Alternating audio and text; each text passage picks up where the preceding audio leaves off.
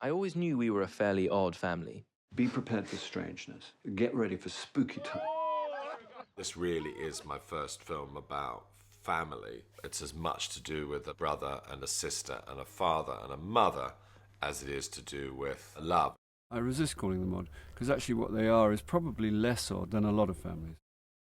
A lot of families are odd. Wow! I'm so good without the ball.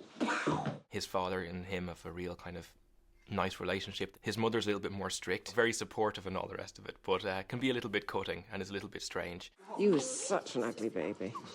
I remember the first time I saw you, I thank God we were in driving distance of London Zoo.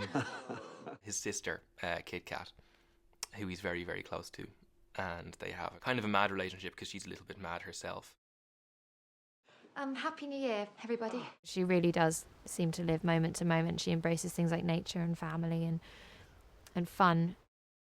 I always thought of her as being, you know, Kathy or Kate Bush from Wuthering Heights, never wearing any shoes. And then in order to contrast most with her, this beloved uncle in his tweed suit and tie. He's probably on some level clever, but he's not very present. He sort of sits there and is constantly surprised by the world and by the fact that things are going on and has to be reminded of things. I've got an important announcement to make. We've decided, after a little bit of thought, to get married. That's wonderful news! Who are you getting married to? To Mary. Over there. Oh, thank God for that. Jolly embarrassing if it had been another girl. Imagine that. You can definitely see how close they are. Like, you know, that would translate into him wanting that for himself. One of the things we deliberately did when we were making the movie is get the family to be friends. So we had a couple of days where they just hung around together. We kind of became a little family unit for a while.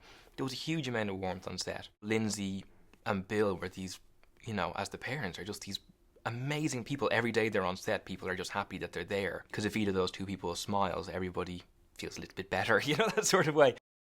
You do end up writing about subjects that intrigue you, and I've lost both my parents since I made my last movie, and so that issue of the quality of time spent with your parents has been very much on my mind. So it seems as though this issue that's so important to me in real life sort of crept in and infused the movie. We're all travelling through time together. Every day of our lives, all we can do is do our best to relish this remarkable ride.